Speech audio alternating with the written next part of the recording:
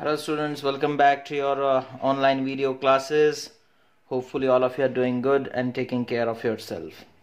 So students, in the last class we have discussed about evaporation and boiling, okay, the difference between those two processes and what are the factors upon which evaporation depends, as well as we have discussed what are the effects of evaporation. That is, evaporation causes cooling, okay. So these all things we have discussed, and today we will start our next topic in physics, that is thermal expansion. Okay, so today we will start studying about thermal expansion. Okay, so what is the meaning of the word thermal? Thermal is something which is related to heat. Okay, so what happens, suppose I am taking a substance, suppose हमने एक substance लिया, एक solid substance लिया, ठीक है, और उसे heat किया, ठीक है, हमने एक solid substance लिया और उसे हीट किया. जब हम इसे हीट करेंगे बच्चों, ठीक है, when I will heat this substance, okay, what will happen, this solid substance, ये जो solid substance है, इसके अंदर बहुत सारे molecules होंगे, है ना, millions and millions of molecules होंगे. और ये आपको पता होगा कि मॉलिक्यूल्स जो होते हैं वो हमेशा वाइब्रेट करते रहते हैं, है ना, सॉलिड में मॉलिक्यूल्स वाइब्रेट करते रहते हैं. तो जैसे ही बच्चों हम इसे हीट करेंगे, होगा क्या, मॉलिक्यूल्स जोर जोर से वाइब्रेट करेंगे. Molecules will start to vibrate with larger amplitude, है ना. मॉलिक्यूल्स, ये सपोज कर लो पहले ऐसे ऐसे वाइब्रेट कर रहा था, है ना, ये वाला मॉलिक्यूल सपोज कर लो पहले इधर जा रहा था, फिर इधर आ रहा था, इस तरीके से वो वाइब्रेट कर रहा था. जैसे ही हीट करेंगे ये जोर जोर से वाइब्रेट करने लगेगा और ज्यादा से ज्यादा दूर तक जाएगा. तो ज्यादा दूर जाने के लिए उसे एक्सपैंड करना पड़ेगा. क्या करना पड़ेगा? एक्सपैंड. तो होता क्या है बच्चों, ना when we heat a substance, its kinetic energy increases. Its kinetic energy increases, है ना, उसका काइनेटिक एनर्जी जो है बच्चों वो बढ़ जाता है, ठीक है. And the molecules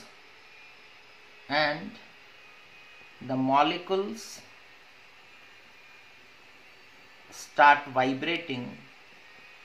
Okay, the molecules start vibrating vigorously. Okay, ज्यादा एनर्जी के साथ ज्यादा फास्ट मोशन एग्जिबिट वो लोग करने लगते हैं, ठीक है. एज अ रिजल्ट, जिसकी वजह से क्या होगा ना, as a result the molecules move apart, जिसके वजह से मॉलिक्यूल्स एक दूसरे से दूर चले जाएंगे. And expansion will take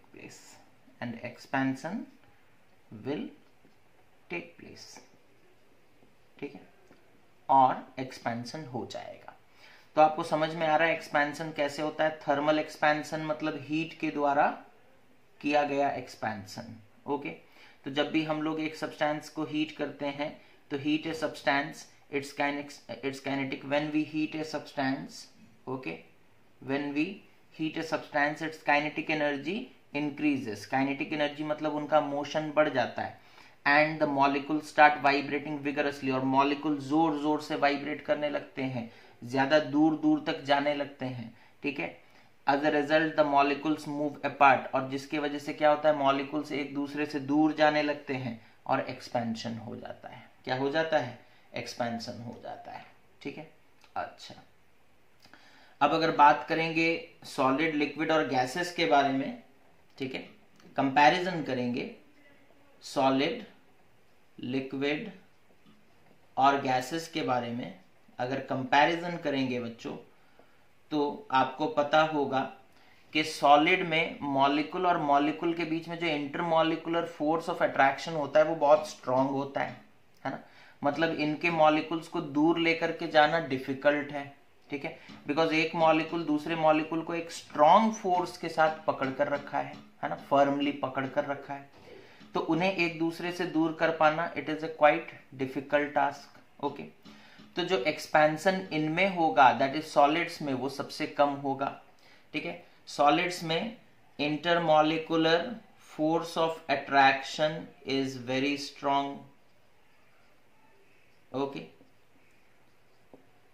intermolecular force of attraction is very strong. That is why we can say and the molecules are closely packed. Intermolecular space, okay, is very small. ठीक है, एक मॉलिक्यूल और दूसरे मॉलिक्यूल के बीच में जो gap है वो बहुत कम है। ठीक है, अच्छा, इन दो कारणों की वजह से बच्चों सॉलिड के मॉलिक्यूल्स को ज्यादा दूर लेकर के जा पाना डिफिकल्ट है। ठीक है, दैट इज व्हाई सॉलिड में जो एक्सपेंशन होगा बच्चों वो सबसे कम होगा। ठीक है, that is why solids expands a little on heating, expands a little on heating. Okay, on heating. दूसरी तरफ लिक्विड्स देखेंगे तो लिक्विड्स में क्या होता है बच्चों, intermolecular force of attraction, intermolecular force of attraction, molecules liquid के अंदर में क्या होते हैं, मॉलिक्यूल्स थोड़े दूर दूर में रहते हैं। लिक्विड के अंदर मॉलिक्यूल्स जो होते हैं वो थोड़े दूर दूर में रहते हैं। जैसे सपोज कर लो हम लोग यहाँ पर एक लिक्विड को शो कर रहे हैं। ठीक है, तो लिक्विड के मॉलिक्यूल्स बच्चों दूर दूर में रहते हैं। ठीक है, ओके, लिक्विड के मॉलिक्यूल्स दूर में रहते हैं। ठीक है, तो intermolecular force of attraction less than solid, है ना, सॉलिड से कम होता है। यानी कि एक मॉलिक्यूल और दूसरे मॉलिक्यूल के बीच में जो फोर्स ऑफ अट्रैक्शन है वो उतना स्ट्रॉन्ग नहीं है या फिर सॉलिड से कम स्ट्रॉन्ग है। And intermolecular space is more than solids. ठीक है, ओके, एक मॉलिक्यूल और दूसरे मॉलिक्यूल के बीच में जो गैप है वो ज्यादा है, सॉलिड के कंपैरिजन में ज्यादा है। That is why liquid expands more than solids, liquid expands more than solids on heating. जब हीट करेंगे तो लिक्विड सॉलिड से ज्यादा एक्सपैंड करता है। ठीक है, फाइनली बच्चों आते हैं गैसेस के बारे में बात कर लेते हैं। ठीक है, गैसेस में आपको पता होगा कि इंटरमॉलिकुलर फोर्स ऑफ अट्रैक्शन लगभग नेग्लिजिबल होता है। ठीक है, okay, intermolecular force of attraction is negligible. Okay, intermolecular space is very large. ठीक है, यानी कि एक मॉलिक्यूल और गैस के बारे में बात करेंगे, एक मॉलिक्यूल्स इस तरीके से हैं। ठीक है, मॉलिक्यूल्स इस तरीके से बहुत दूर पर हैं। ठीक है, तो एक मॉलिक्यूल और दूसरे मॉलिक्यूल के बीच में डिस्टेंस बहुत ज्यादा है जिसकी वजह से उनके बीच में अट्रैक्टिव फोर्सेस बहुत वीक हैं। तो जब आप हीट करोगे तो ये तो बहुत जोर जोर से वाइब्रेट, मतलब इधर उधर भागने लगेगा। वाइब्रेट तो नहीं, ये वाइब्रेट भी कर सकता है, इधर उधर जा भी सकता है ना, हर तरह का मोशन एग्जिबिट कर सकता है, रैंडम मोशन, है ना, किसी भी तरह का मोशन, ऐसे ऐसे घूम भी सकता है, सीधा भी जा सकता है, कर्व्ड पाथ में भी जा सकता है, कैसे भी वो मूव कर सकता है। इतना स्पेस है, इतना स्पेस अवेलेबल है। तो intermolecular space is very large, है ना, और we can say the packaging is very loose, है ना, जो मॉलिक्यूल्स का पैकेजिंग है ना, वो बहुत ही लूज है। ठीक है, सो गैसेस एक्सपैंड्स द मोस्ट, सबसे ज्यादा एक्सपेंशन किसमें होता है, गैसेस में, ऑन हीटिंग। ठीक है, जब हीट करोगे तो सबसे ज्यादा एक्सपेंशन किसका होगा बच्चों, ना गैसेस का होगा। ठीक है, तो ये है बच्चों थर्मल एक्सपेंशन और ये हो गया उनका कंपैरिजन। ओके, उसके बाद types of thermal expansion. Okay, what are the different types of thermal expansion. Types of thermal expansion.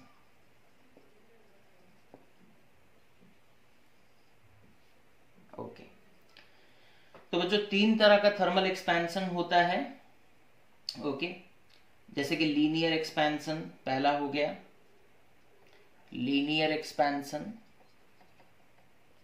Okay, मतलब क्या है इसका, that is the increase in length of A solid, the increase in length of a solid. Okay, the increase in length of a solid on heating is called linear expansion. Okay, जब हम लोग किसी solid को heat करते हैं बच्चों, तो उसका लेंथ इंक्रीज होता है, तो जितना लेंथ इंक्रीज हुआ उसे हम लोग कहते हैं लीनियर एक्सपेंशन, है ना, उसे हम लोग क्या कहते हैं, लीनियर एक्सपेंशन। अच्छा, जैसे सपोज कर लो हमारे पास एक पतला सा वायर है, ठीक है, सपोज कर लो हमारे पास एक पतला सा वायर है, ठीक है। अच्छा, वायर इतना पतला है बच्चों कि उसके थिकनेस को इग्नोर कर देंगे, सिर्फ उसके लेंथ को हम लोग कंसिडर करेंगे, है ना, सिर्फ उसके लेंथ को हम लोग कंसिडर करेंगे, ठीक है, उसके लंबाई को कंसिडर करेंगे, उसका थिकनेस बहुत कम है उसे इग्नोर कर देंगे, ठीक है। जैसे सपोज कर लो लेंथ है 50 मीटर और थिकनेस है सपोज कर लो 0.5 मिलीमीटर, तो कहाँ 50 मीटर कितना लंबा और 0.5 मिलीमीटर बहुत छोटा, तो उसे इग्नोर कर सकते हैं, ठीक है। तो सपोज कर लो हमारे पास एक वायर है जो पतला सा है बट बहुत लंबा है, ठीक है। अब जब हम इसे हीट करते हैं बच्चों, जब हम इसे हीट करते हैं तो हम देखेंगे कि ये एक्सपैंड करेगा, ठीक है, और इसका लेंथ इंक्रीज होकर के सपोज कर लो इतना बढ़ गया, ठीक है, यहां तक आ गया। ओके, पहले इतना लंबा था, बाद में इतना लंबा हो गया, है ना। तो इसे हम लोग कहते हैं linear expansion, that is the expansion in length, expansion in length. Okay, अच्छा, ये जो लीनियर एक्सपेंशन है वो किन चीजों पर डिपेंड करता है, देखो जो हम लोग वायर लिए थे बच्चों, this is the original length, let it be L, okay, original length let it be L, जो इंक्रीज हुआ लेंथ, ठीक है, इसे सपोज कैपिटल एल कह देते हैं और इसे स्मॉल एल, है ना। Capital L is the original length and small L is the increase in length, कितना लेंथ बढ़ा, ठीक है। तो ये जो कितना लेंथ बढ़ा वो किन चीजों पर डिपेंड करता है ना, that is expansion, linear expansion depends on which factors. तो बच्चों पहला चीज, linear expansion, linear expansion depends upon original length of the solid।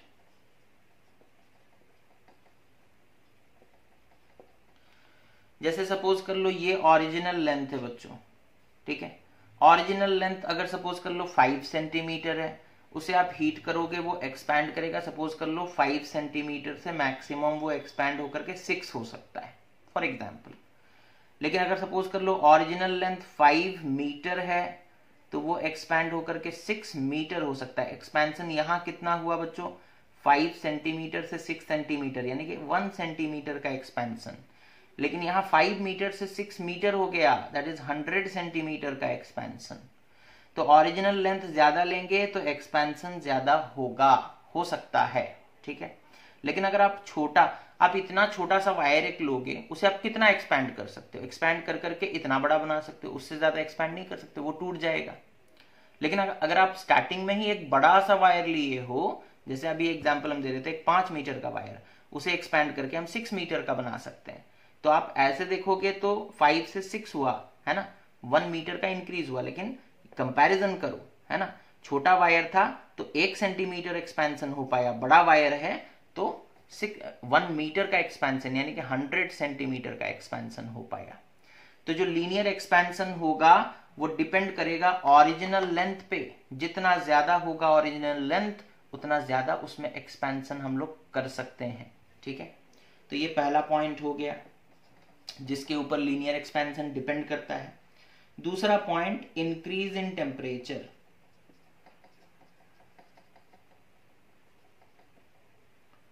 Increase in temperature. ठीक है, जैसे सपोज कर लो बच्चों हमने दो वायर्स लिए, ठीक है, सेम लेंथ के, सेम मटेरियल के। ठीक है, ये भी कॉपर सपोज कर लो, ये भी कॉपर, इसका भी लेंथ सपोज कर लो 5 सेंटीमीटर, इसका भी लेंथ सपोज कर लो 5 सेंटीमीटर, है ना। ठीक है, दोनों का टेम्परेचर सपोज कर लो, इसका टेम्परेचर भी है स्टार्टिंग में, इसका टेम्परेचर कितना है ना 30 डिग्री सेल्सियस, इसका टेम्परेचर भी स्टार्टिंग में कितना है ना 30 डिग्री सेल्सियस। ओके, अब हम हीट करेंगे। इसे हमने हीट किया और इसे भी हमने हीट किया। इसका टेम्परेचर 30 से लेकर के हमने 60 डिग्री सेल्सियस तक बढ़ा दिया। तो इंक्रीज कितना हो गया, पहले 30 था, बाद में कितना है 60, तो इंक्रीज कितना हुआ 30। अच्छा, दूसरा जो वायर है उसका 30 डिग्री सेल्सियस से सपोज कर लो हमने कर दिया कितना ना 300 डिग्री सेल्सियस। ठीक है, तो यहां पर इंक्रीज कितना हो गया बच्चों, यहां पर इंक्रीज कितना है ना 270 डिग्री सेल्सियस, और यहां पर इंक्रीज पहले वाले केस में इंक्रीज कितना है सिर्फ 30 डिग्री सेल्सियस। आप बताओ कि आप किसी वायर का टेम्परेचर 30 डिग्री सेल्सियस बढ़ाओगे तो उसका लेंथ एक्सपैंड करेगा। उसी वायर का टेम्परेचर अगर आप 270 डिग्री सेल्सियस बढ़ा दो तो लेंथ तो बढ़ेगा लेकिन ज्यादा बढ़ेगा। तो एक्सपेंशन जो है वो इंक्रीज इन टेम्परेचर पर डिपेंड करता है कि हमने टेम्परेचर कितना बढ़ाया। ठीक है, हमने टेम्परेचर कितना बढ़ाया। ठीक है, तो दूसरा पॉइंट आप लोगों को समझ में आ गया होगा, बड़ा इजी पॉइंट है, that is linear expansion depends upon increase in temperature of the solid, है ना, increase in temperature of the solid. Okay, तीसरा point, that is nature of the solid. Nature of the solid, solid कौन से material का है उस पर भी डिपेंड करता है। जैसे सपोज कर लो हमने एक वायर लिया कॉपर का और उतना ही बड़ा एक वायर लिया सपोज कर लो हमने किसका न मान लो आयरन का। अब दोनों को हीट किए और सेम अमाउंट का हीट किए, दोनों को हीट किए और सेम अमाउंट का हीट किए, लेकिन हम देखेंगे कि कॉपर ज्यादा एक्सपैंड करेगा, आयरन कम एक्सपैंड करेगा। ऐसा क्यों? बिकॉज ये दोनों डिफरेंट मटेरियल हैं, डिफरेंट मटेरियल का बिहेवियर डिफरेंट होता है ना। तो कॉपर और आयरन दोनों को सेम अमाउंट का हीट दिया गया, दोनों का इंक्रीज इन टेम्परेचर भी सेम है, लेंथ भी सेम लिया गया था, लेकिन दोनों अलग अलग मटेरियल हैं, है ना, इसी के लिए उनका बिहेवियर डिफरेंट है बच्चों, है ना। इसी के लिए कॉपर ज्यादा एक्सपैंड कर रहा है और आयरन कम एक्सपैंड कर रहा है ना। तो ये सारे फैक्टर्स हैं जिन पे लीनियर एक्सपेंशन डिपेंड करता है। तो लीनियर एक्सपेंशन का मतलब क्या है, the increase in length of A solid on heating is called linear expansion, है ना। और वो किन सारे चीजों पर डिपेंड करता है वो भी हम लोगों ने देखा। ओके, उसके बाद दूसरा टाइप का expansion that is superficial expansion. Okay, दूसरे टाइप का एक्सपेंशन सपोज कर लो superficial expansion. Okay,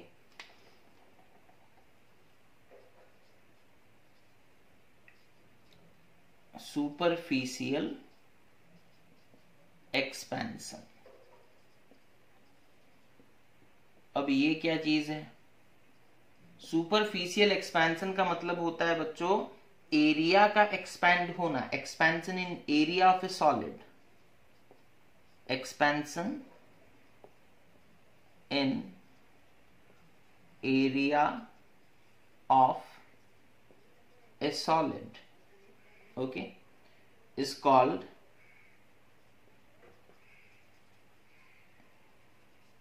superficial expansion। ठीक है, तो एरिया बढ़ेगा तो ऑब्वियसली लेंथ भी बढ़ेगा, है ना। ऐसा नहीं कि लेंथ नहीं बढ़ेगा, because area is equal to length into breadth, ये आपको पता होगा। बट ये टर्म क्यों आ रहा है हम लोग ये चीज देखते हैं। जैसे सपोज कर लो बच्चों, आपने एल्यूमिनियम फॉयल देखा है, एल्यूमिनियम फॉयल, एल्यूमिनियम फॉयल तो लगभग सारे बच्चों ने देखा ही होगा, है ना। सपोज कर लो ये एक एल्यूमिनियम फॉयल का टुकड़ा है, ठीक है। तो आपको पता है कि एल्यूमिनियम फॉयल का जो टुकड़ा है उस बहुत ही पतला होता है, बहुत पतला, थिकनेस उसका बहुत कम होता है।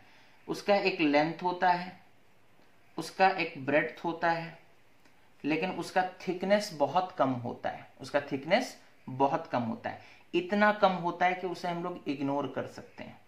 दैट मीन्स हम लोग ये कह सकते हैं कि एल्यूमिनियम फॉयल के पास एक एरिया है, लेंथ इंटू ब्रेड्थ करोगे उसका एरिया निकल सकता है ना। थिकनेस बहुत कम है तो हम लोग उसे यहां पर इग्नोर कर रहे हैं, ठीक है। अच्छा, अब जैसे सपोज कर लो हमारे पास ये एल्यूमिनियम फॉयल का टुकड़ा है, हमने उसे हीट किया, हमने उसे क्या किया ना, हीट किया। हीट करने के बाद एल्यूमिनियम फॉयल का टुकड़ा सपोज कर लो इतना बड़ा हो गया, ठीक है। एल्यूमिनियम फॉयल का टुकड़ा सपोज कर लो इतना बड़ा हो गया। पहले लेंथ इतना था, बाद में लेंथ इतना हो गया। पहले ब्रेड्थ इतना था, बाद में ब्रेड्थ इतना हो गया। तो लेंथ भी बढ़ा और ब्रेड्थ भी बढ़ा, लेंथ भी बढ़ा और ब्रेड्थ भी बढ़ा, ठीक है। तो नया लेंथ सपोज कर लो L1 और ये B1। तो अब आप देख रहे हो लेंथ भी बढ़ा और ब्रेड्थ भी बढ़ा, मतलब ओवरऑल एरिया बढ़ गया। ओवरऑल क्या बढ़ गया बच्चों, एरिया बढ़ गया, ठीक है। तो एल्यूमिनियम फॉयल हमने ऐसे ही एक एग्जांपल लिया था। हालांकि एल्यूमिनियम फॉयल को अगर आप हीट करते हो तो वो बहुत जल्दी मेल्ट हो जाएगा क्योंकि बहुत पतला होता है ना। तो मेटल शीट्स वगैरह जो होते हैं, मेटल के पतले पतले शीट्स, ठीक है, आयरन का शीट है ना, आयरन का पतला सा शीट, उसे जब आप हीट करोगे तो उसका लेंथ भी बढ़ेगा, उसका ब्रेड्थ भी बढ़ेगा, यानी कि उसका एरिया बढ़ जाएगा। और जो एरिया में इंक्रीज होता है, देखो पहले एरिया इतना था, बाद में इतना इंक्रीज हुआ, है ना। तो ये जो इंक्रीज इन एरिया है उसी को हम लोग सुपरफिशियल एक्सपेंशन कहते हैं, उसी को हम लोग क्या कहते हैं, सुपरफिशियल एक्सपेंशन, ठीक है, इंक्रीज इन एरिया, ठीक है। तो ये हो गया बच्चों सुपरफिशियल एक्सपेंशन, है ना। उसके बाद एक इंपॉर्टेंट चीज कि जो linear expansion and superficial expansion ये सिर्फ सॉलिड्स ही शो करते हैं, बिकॉज लिक्विड का कोई लेंथ नहीं होता तो उसमें लीनियर एक्सपेंशन नहीं हो सकता। लिक्विड और गैसेस का कोई लेंथ नहीं होता तो लीनियर एक्सपेंशन का सवाल वहां पर उठता ही नहीं है ना। हम बोल सकते हैं क्या कि ये लिक्विड 5 मीटर लंबा है, नहीं बोल सकते, वो तो कंटेनर के ऊपर डिपेंड करता है आप कौन से कंटेनर में रख रहे हो। तो लिक्विड और गैसेस का बच्चों कोई फिक्स्ड लेंथ या कोई फिक्स्ड ब्रेड्थ नहीं होता, है ना। दैट मीन्स ना ही वो लीनियर एक्सपेंशन शो करेंगे ना ही वो सुपरफिशियल एक्सपेंशन शो करेंगे, ठीक है। गैसेस का कोई एरिया होता है नहीं, गैसेस तो वॉल्यूम के आकार में रहते हैं, है ना। गैसेस कैसे रहते हैं, वॉल्यूम के आकार में। आप कंटेनर में रखते हो, आप जैसे सपोज कर लो खरीदने जाते हो क्या, जैसे सपोज कर लो आप एक मतलब कपड़े का पीस एक खरीदने जाते हो, ठीक है। तो आप दुकानदार से बोलते हो कि हाँ हमें एक शर्ट के लिए या पैंट के लिए एक कपड़ा चाहिए, ठीक है। तो वो पूछता है कितने मीटर देंगे, तो वो लेंथ पूछ करके आपको देता है।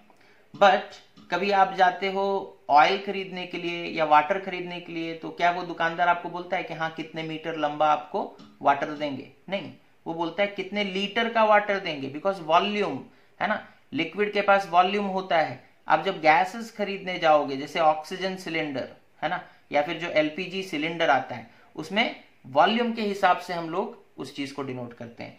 तो बच्चों गैसेस और लिक्विड्स का कोई डेफिनाइट शेप नहीं होता, है ना। इसी के लिए डेफिनाइट शेप नहीं मतलब लेंथ और ब्रेड्थ का कोई डेफिनेशन नहीं है, ठीक है। दैट मीन्स वो लोग लीनियर और सुपरफिशियल एक्सपेंशन शो नहीं करेंगे। लेकिन हाँ, जो तीसरा टाइप का एक्सपेंशन हम लोग पढ़ने जाएंगे वो तीनों शो करते हैं, सॉलिड भी, लिक्विड भी और गैसेस भी, ठीक है। तो थर्ड टाइप का जो एक्सपेंशन है बच्चों, that is called cubical expansion, cubical expansion. Cubical expansion मतलब एक्सपेंशन इन वॉल्यूम, वॉल्यूम का इंक्रीज कर जाना, है ना। Expansion in volume, okay, expansion in volume is called cubical expansion, is called cubical expansion, ठीक है। अच्छा, जैसे सपोज कर लो हम लोगों ने एक सॉलिड लिया, ठीक है, जिसका लेंथ ब्रेड्थ हाइट सब कुछ है, ठीक है। जब आप बच्चों आप इसे हीट करोगे तो इसका लेंथ भी बढ़ेगा, इसका ब्रेड्थ भी बढ़ेगा और इसका हाइट भी बढ़ेगा, सब कुछ बढ़ जाएगा, ठीक है। सपोज बड़ा होकर के वो ऐसा हो गया, है ना। तो पूरा का पूरा वॉल्यूम बढ़ गया इसका, है ना। लेंथ भी बढ़ा, ब्रेड्थ भी बढ़ा और हाइट भी बढ़ा, दैट मीन्स पूरा का पूरा वॉल्यूम ही इंक्रीज हो गया, ठीक है। तो ऐसे सॉलिड्स जिनके पास लेंथ ब्रेड्थ और हाइट होता है, जब हम लोग उन्हें हीट करते हैं तो पूरा का पूरा वॉल्यूम बढ़ जाता है बच्चों, और ऐसे एक्सपेंशन को हम लोग क्या कहते हैं ना, क्यूबिकल एक्सपेंशन कहते हैं। क्या कहते हैं? Cubical expansion. उसी तरीके से जब सपोज कर लो आप एक लिक्विड लिए, ठीक है, आप उसे हीट किए, ठीक है। जब आप हीट करोगे तो उसका लेवल बढ़ेगा, है ना, एक्सपेंशन होने लगेगा, ठीक है। तो पूरा का पूरा वॉल्यूम बढ़ रहा है, पूरा का पूरा क्या बढ़ रहा है? वॉल्यूम बढ़ रहा है। आप 1 लीटर लिए थे लिक्विड, सपोज कर लो वो 1 लीटर से बढ़ करके 1.2 लीटर हो गया, है ना। तो क्या बढ़ गया? लीटर किसमें, लीटर में क्या मेजर किया जाता है? वॉल्यूम। दैट मीन्स लिक्विड का वॉल्यूम बढ़ा, दैट मीन्स लिक्विड का वॉल्यूम बढ़ा। तो expansion in volume is called cubical expansion. Volume में इंक्रीज हो जाना उसे हम लोग क्या कहते हैं? Cubical expansion, okay.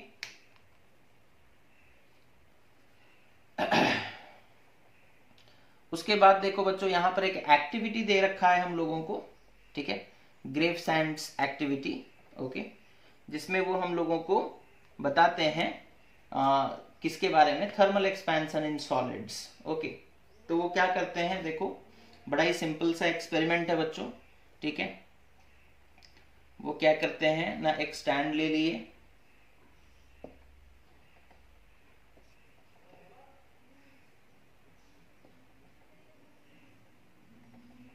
ओके, वो क्या करते हैं ना, एक स्टैंड ले लिए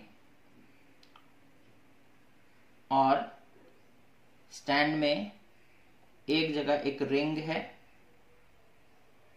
ठीक है, और एक बॉल है बच्चों, ठीक है, एक बॉल है। वो बॉल ऐसा बनाया गया है कि वो जस्ट इस रिंग के थ्रू पास कर सकता है। It just passes through the ring,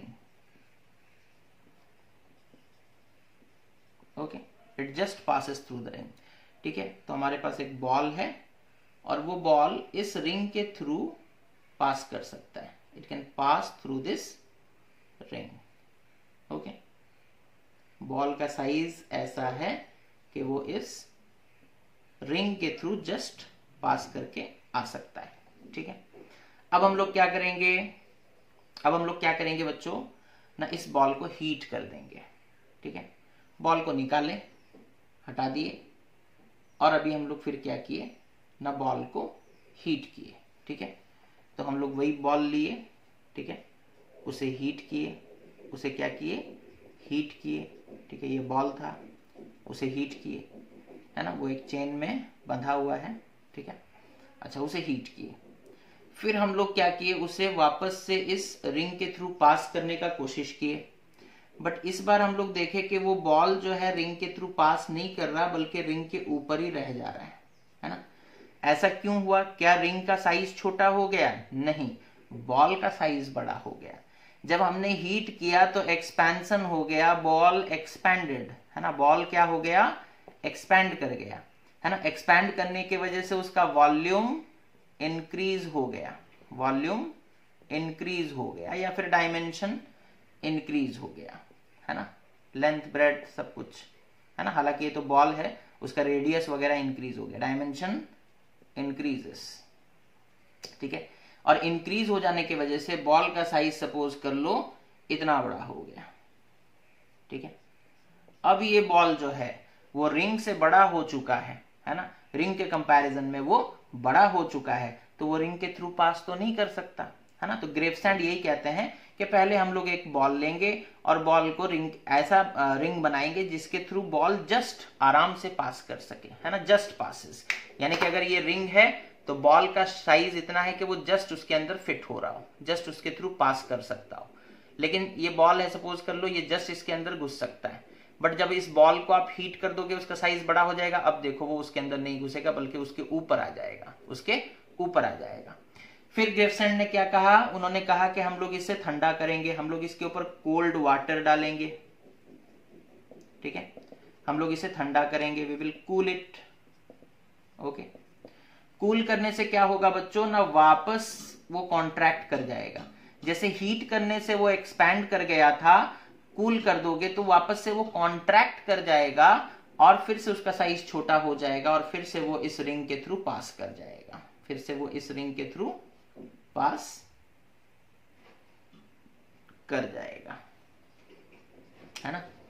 तो यहां हम लोगों को इस एक्सपेरिमेंट से ये पता चला that is solid expands on heating and contracts on cooling, है ना। ग्रेवसैंड के एक्सपेरिमेंट से क्या पता चला, that is solid expands on heating and contracts on cooling. Okay, अच्छा, उसके बाद और एक चीज है बच्चों, दैट इज बाईमेटेलिक स्ट्रिप, है ना। एक चीज के बारे में हम लोगों को पढ़ना है, बाईमेटेलिक स्ट्रिप। अब ये बाई मीन्स टू, मेटेलिक मतलब मेटल का बना हुआ, स्ट्रिप, ठीक है। Bi means what, bi means two, okay, bi means two, ठीक है। केमिस्ट्री में जैसे डाई का मतलब टू होता है ना, उसी तरीके से यहां पर बाई का मतलब टू है, ठीक है। तो बाई मेटेलिक स्ट्रिप, ओके, अच्छा। जैसे बच्चों सपोज कर लो हमारे एक्टिविटी में यहां पर दिया है कि आयरन और ब्रास, ठीक है, ये आयरन का एक टुकड़ा है, ठीक है, ये एक आयरन का टुकड़ा है और इसी के साथ ज्वाइंट करके हमने एक ब्रास का टुकड़ा भी लिया है, ठीक है, ज्वाइंट कर दिया है, ठीक है, ब्रास। ओके, अब क्योंकि आप देख सकते हो आयरन और brass, these are different materials, है ना, these are different materials. Okay, अच्छा बच्चों, अगर मटेरियल अलग है और अगर हम लोग इन्हें हीट करेंगे तो एक्सपेंशन तो होगा, लेकिन क्या सेम अमाउंट का होगा? नहीं, डिफरेंट अमाउंट का होगा, बिकॉज मटेरियल डिफरेंट है। आयरन के पास जितना एक्सपैंड करने का प्रॉपर्टी है, ब्रास के पास उससे ज्यादा एक्सपैंड करने का प्रॉपर्टी है, ठीक है।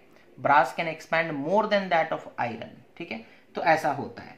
तो अब यहां पर देखो, दैट इज, यहां पर क्या लिखा है, that is to study the relative expansion of different solids. Okay, what are the material required? A bimetallic strip consisting of two bars of equal length, दोनों का लेंथ सेम है, ठीक है, one of brass and the other of iron, एक brass है दूसरा iron है और दोनों को ज्वाइन कर दिया गया है, जिसे वो वेल्डेड लिखते हैं। क्या लिखते हैं? वेल्डेड और रिवेटेड टुगेदर। रिवेटेड मतलब किसी स्क्रू या फिर किसी दूसरे चीज के थ्रू इन दोनों को ज्वाइन किया गया है, ठीक है। अच्छा, प्रोसीजर क्या होगा? Heat the bimetallic strip on the burner flame for 5 minutes. वो कह रहा है कि इस बाइमेटेलिक स्ट्रिप को हीट करो, ठीक है, इस बाइमेटेलिक स्ट्रिप को हीट करो, ठीक है। अच्छा, हीट करोगे, हीट करने के बाद क्या होगा, हम लोग क्या ऑब्जर्व करेंगे? हम लोग ये ऑब्जर्व करेंगे कि the strip acquires a curved shape such that the brass is on the outer side of the curve, indicating that brass expands more than iron on heating।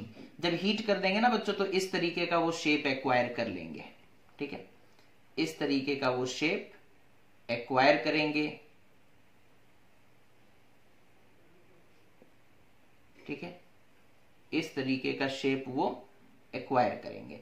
यहां आयरन रहेगा, यहां ब्रास रहेगा, ठीक है, ये कर्व हो चुका है और बाहर की तरफ ब्रास है, यानी कि ये ज्यादा लंबा हुआ है ना, ये ज्यादा एक्सपैंड किया, इसी के लिए तो ये बाहर की तरफ है।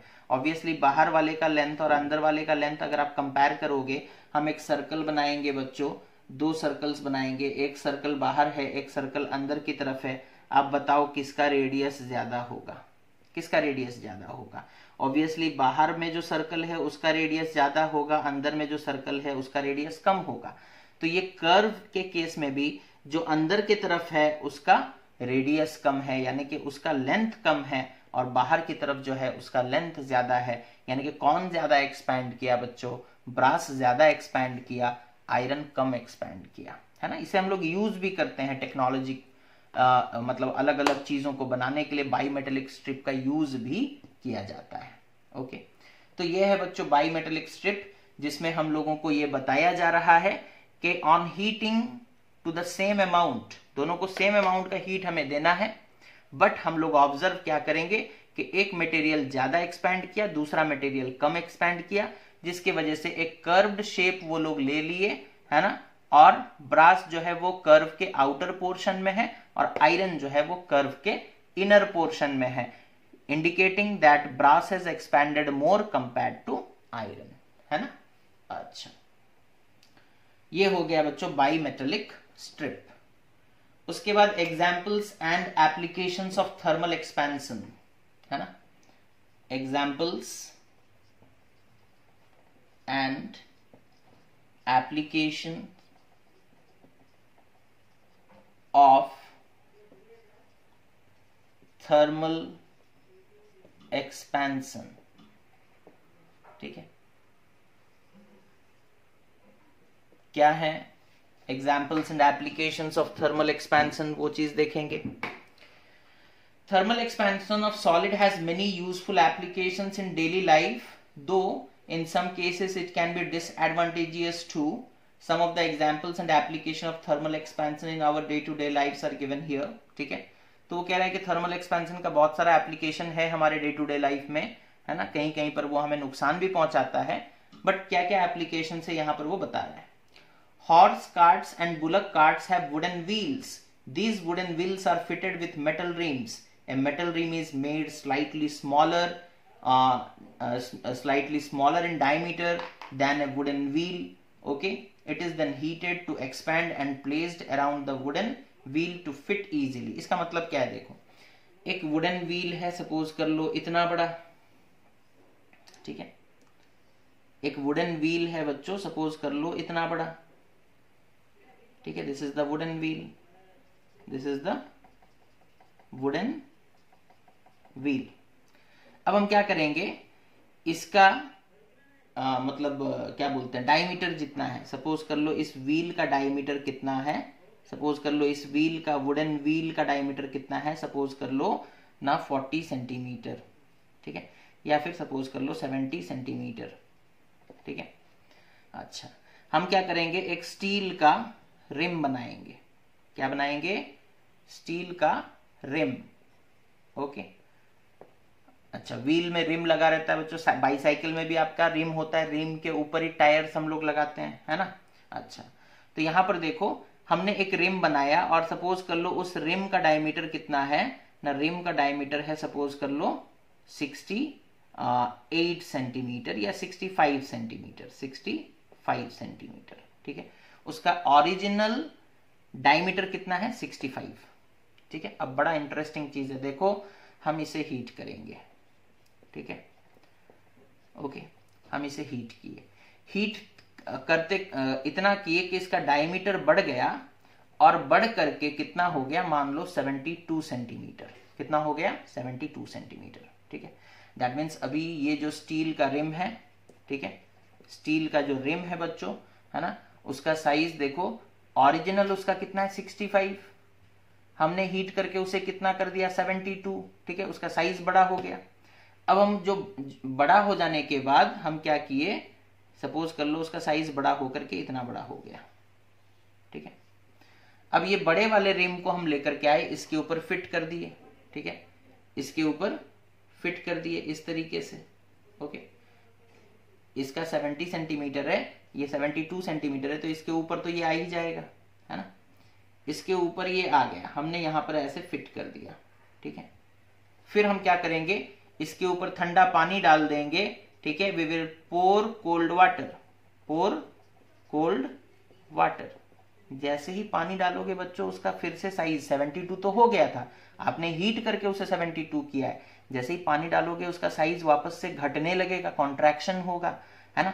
घटते घटते वो 65 तक लौट सकता है, बट जिस वुडन व्हील के ऊपर आपने इसे डाला है वो खुद 70 सेंटीमीटर का है, तो ये जो स्टील का रिम है वो कॉन्ट्रैक्ट करेगा और वुडन व्हील के साथ पूरा चिपक जाएगा, जोर से फिट हो जाएगा, है ना। बिकॉज जब इसे आपने हीट करके 72 बनाया, उसका ओरिजिनल साइज 65 था, आपने हीट करके उसे 72 कर दिया है। अब जैसे ही आप उसके ऊपर ठंडा पानी डालोगे वो साइज उसका छोटा होने लगेगा, और जैसे ही साइज छोटा होने लगेगा वो रिम के ये वुडन व्हील के ऊपर जाकर के फिट हो जाएगा, है ना। तो इस तरीके से बच्चों हम लोग क्या कर सकते हैं ना, जो हॉर्स कार्ट या बुलक कार्ट्स होते हैं जिसमें वुडन व्हील्स होते हैं, उसमें स्टील का रिम लगा सकते हैं, है ना, इजीली फिट कर सकते हैं, और वो रिम टाइटली वुडन व्हील को पकड़ कर रखेगा, ठीक है। ओके, उसके बाद दूसरा, ये पहला एप्लीकेशन हो गया, है ना। दूसरा,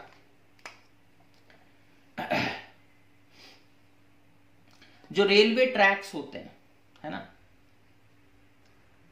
gaps are left in railway tracks so that they can expand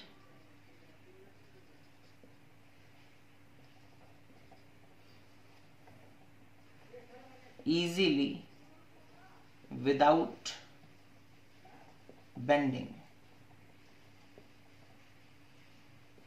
ठीक है। तो रेलवे ट्रैक्स जो होते हैं ना बच्चों, रेलवे ट्रैक्स, ओके, एक ट्रैक, अब ऐसा तो नहीं होता यहां से सपोज भुवनेश्वर के लिए एक सिंगल ट्रैक डाला जाता है, नहीं, ऐसा नहीं होता है। बहुत सारे आयरन के मतलब ट्रैक्स बनाए जाते हैं और एक के बाद एक को फिट किया जाता है, ठीक है। तो एक ट्रैक और दूसरे ट्रैक के बीच में थोड़ा सा गैप छोड़ देते हैं हम लोग, है ना। एक ट्रैक और दूसरे ट्रैक के बीच में थोड़ा सा हम लोग क्या करते हैं ना, गैप छोड़ देते हैं, ठीक है। ओके, इस तरीके से हम लोग रेलवे ट्रैक्स को बिछाते हैं, ठीक है, इस तरीके से। तो ये जो गैप है ये क्यों छोड़ा गया है, बिकॉज जब गर्मी का दिन आएगा बच्चों, समर में क्या होगा, ये तो आयरन का बना हुआ है ना, किसका बना हुआ है, आयरन का बना हुआ है, ये भी आयरन का बना हुआ है। तो रेलवे ट्रैक्स तो आयरन के बने होते हैं, यानी कि मेटल के बने हुए हैं, है ना। तो जब गर्मी आएगा, टेम्परेचर बढ़ेगा, ठीक है, टेम्परेचर बढ़ेगा तो ये एक्सपैंड करेंगे। अगर यहां पर गैप है, जैसे सपोज कर लो ये दो ट्रैक्स हैं, ठीक है, उनके बीच में थोड़ा गैप है, गैप होने की वजह से जब टेम्परेचर बढ़ेगा तो ये एक्सपैंड करेगा, ये एक्सपैंड करेगा, इस तरीके से एक्सपैंड करेंगे, है ना। जगह अवेलेबल है तो वो आराम से एक्सपैंड कर सकते हैं। बट अगर सपोज कर लो आपने दोनों ट्रैक्स को पहले से ही ज्वाइन कर दिया है, ठीक है, अब गर्मी का दिन आया, टेम्परेचर बढ़ा, ये एक्सपैंड करना चाहेंगे लेकिन जगह नहीं है, बिकॉज आपने पहले से ही ज्वाइन कर दिया है, तो वो एक्सपैंड करने के चक्कर में बेंड हो जाएंगे, इस तरीके से बेंड हो जाएंगे। रेलवे ट्रैक्स बेंड हो गया तो फिर एक्सीडेंट हो सकता है, क्या हो सकता है, एक्सीडेंट हो सकता है। तो हम लोग गैप्स क्यों छोड़ते हैं रेलवे ट्रैक्स के बीच में, so that they can expand easily without bending, okay, during summer days they can expand easily without bending, okay। चलो नेक्स्ट, उसके बाद क्या है देखो, the iron girder used to make bridge is fixed at one end while the other end rests on rollers. The end resting on rollers is free to expand in summer and contract in winter. This prevent any damage to the bridge, ठीक है। तो वो कह रहा है जब हम लोग ब्रिज बनाते हैं, ठीक है, जब हम लोग ब्रिज बनाते हैं तो किस तरीके से बनाते हैं, देखो, ब्रिज का जो एक एंड है बच्चों, ठीक है, उसे हम लोग फिक्स कर देते हैं,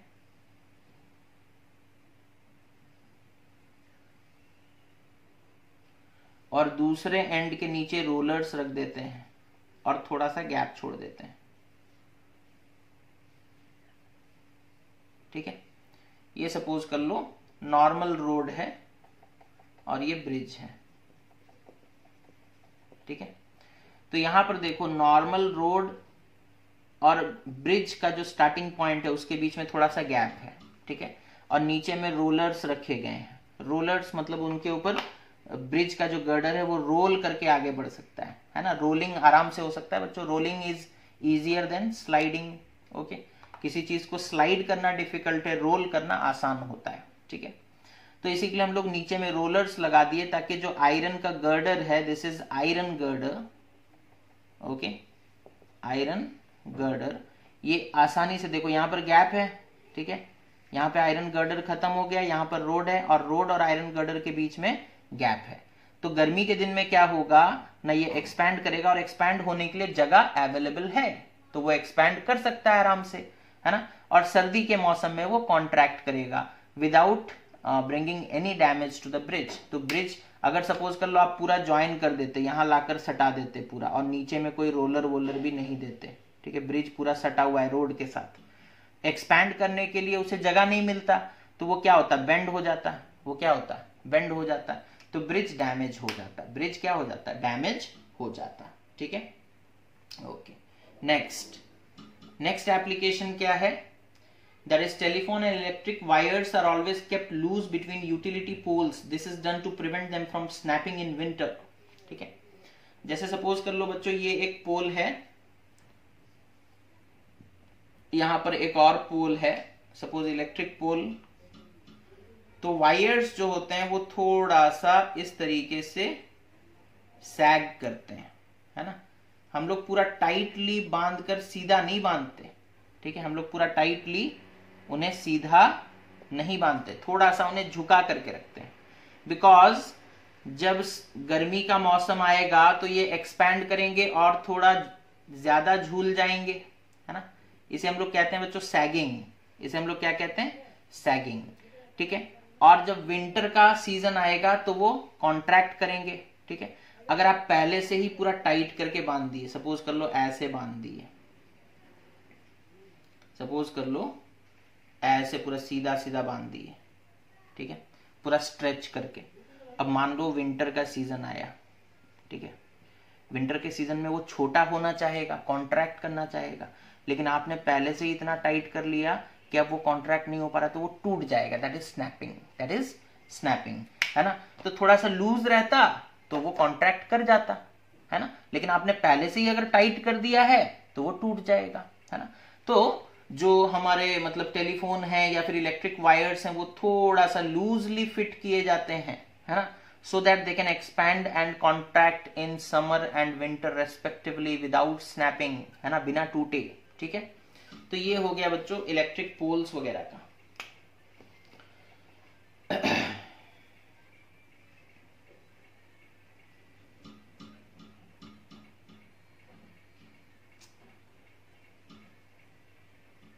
हाँ, उसके बाद यहां पर देखो वो क्या दे रहा है, a cemented floor is not laid in one block, ठीक है। वो कह रहा है कि जो सीमेंटेड हम लोग फ्लोर बनाते हैं, ठीक है, तो एक फ्लोर यहां से यहां तक बना लिए, फिर दूसरा फ्लोर बनाते हैं उसके बीच में थोड़ा गैप छोड़ देते हैं, ठीक है, फिर तीसरा फ्लोर जब बनाते हैं तो उनके बीच में थोड़ा गैप छोड़ देते हैं, ठीक है। तो ये गैप्स थोड़ा, हालांकि ये गैप बहुत कम होता है बच्चों, है ना, हम लोगों को बाहर से उतना क्लियरली विजिबल भी नहीं होता, ठीक है, बट गैप होता है, ओके। तो ये गैप्स क्यों छोड़े जा रहे हैं, है ना, जब भी घर बनाते हैं हम लोग फ्लोर बनाते हैं, है ना, तो फ्लोर, एक रूम का फ्लोर बना, फिर उसके बाद थोड़ा सा गैप छोड़ करके दूसरे रूम का फ्लोर बनाया जाता है, ठीक है। क्यों ऐसा किया जाता है, बिकॉज अगर बहुत सारे ब्लॉक्स होंगे और उनके बीच में गैप होगा तो वो एक्सपैंड कर पाएंगे, क्या कर पाएंगे, एक्सपैंड कर पाएंगे, एंड क्रैक नहीं करेंगे, एंड क्रैक नहीं करेंगे। मान लो आप एक सिंगल, सपोज कर लो ये आपके घर का दीवार, ठीक है, और आप एक सिंगल फ्लोर बना दिए, ठीक है, सिंगल फ्लोर जो पूरे घर में फैला हुआ है, ठीक है, अलग अलग रूम्स हैं इस घर के अंदर में, ठीक है, और इस तरीके से अलग अलग रूम्स हैं, और यहाँ पर सपोज कर लो आपने एक सिंगल फ्लोर बनाया है, तो वो एक्सपैंड करना चाहेगा भी तो एक्सपैंड नहीं कर पाएगा और फ्लोर में क्रैक्स आने लगेंगे, क्या आने लगेंगे, क्रैक्स, ओके। उसके बाद bimetallic strips are used in thermostats in electrical heating devices such as iron, electric iron, geyser and toaster to control temperature. These strips are also used in automatic fire alarm. ठीक है, तो जो bimetallic strip है बच्चों, bimetallic strip जो है उसे हम लोग यूज करते हैं किस तरीके से ना, थर्मोस्टैट की तरह। अब ये थर्मोस्टैट क्या होता है, आप देखे होंगे जो ऑटोमेटिक आयरन वगैरह आता है बच्चों, ठीक है, पता नहीं आप लोग देखे हो या नहीं, ऑटोमेटिक आयरन, ठीक है। ऑटोमेटिक आयरन में आप देखोगे इस तरीके का एक राउंड नॉब होता है ना, उसमें एक पॉइंटर रहता है और आयरन में ही लिखा रहता है कॉटन, लिनन, ओके, इस तरीके से लिखा हुआ रहता है ना, नायलॉन, ओके, इस तरीके से लिखा रहता है। जैसे सपोज कर लो आपने पॉइंटर को लिनन में सेट कर दिया। अब लिनन एक ऐसा मटेरियल है जिसे ज्यादा हीट चाहिए, ठीक है, तो थर्मोस्टैट तब तक मतलब आयरन को ऑफ नहीं करेगा जब तक वो टेम्परेचर पहुंच नहीं जाता। लेकिन नाइलॉन को कम टेम्परेचर चाहिए, तो अगर आप अपने पॉइंटर को नाइलॉन में सेट कर दोगे तो वो थर्मोस्टैट क्या करेगा, टेम्परेचर थोड़ा सा बढ़ेगा तो वो फिर से आयरन को ऑटोमेटिकली स्विच ऑफ कर देगा, यानी कि वहां पर करंट पहुंचने नहीं देगा, ठीक है। तो बाईमेटेलिक स्ट्रिप जो है वो एक थर्मोस्टैट की तरह, यानी कि हम लोग बोल सकते हैं कि हीट कंट्रोल्ड स्विच है ना, हीट कंट्रोल्ड स्विच की तरह काम करता है ना, हीट कंट्रोल्ड स्विच। स्विच का काम जनरली क्या होता है बच्चों, करंट को रोकना या फिर फ्लो करने देना, ठीक है। स्विच ऑन करते हैं फैन चलता है, स्विच ऑफ करते हैं फैन बंद हो जाता है, यानी कि स्विच ऑन करने से करंट फ्लो करता है, स्विच ऑफ कर देने से करंट बंद हो जाता है। तो उसी तरीके से हीट के द्वारा कंट्रोल किया गया स्विच, दैट इज थर्मोस्टैट, जो कि बाईमेटेलिक स्ट्रिप एक्ट कर सकता है। जब हम लोग फायर अलार्म के बारे में पढ़ेंगे तब देखेंगे कैसे काम करता है।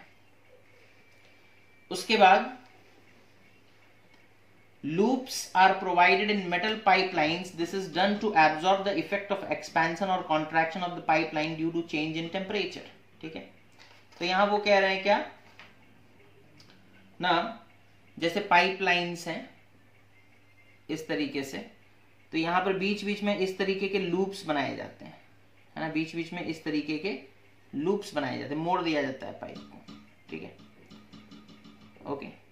अब जैसे यहाँ पर एक एंड है, यहाँ पर एक एंड है, सपोज कर लो गर्मी का दिन आया बच्चों, एक्सपेंशन हुआ तो ये लूप बड़ा हो जाएगा, है ना, और पाइप के ऊपर कोई ज्यादा असर नहीं पड़ेगा।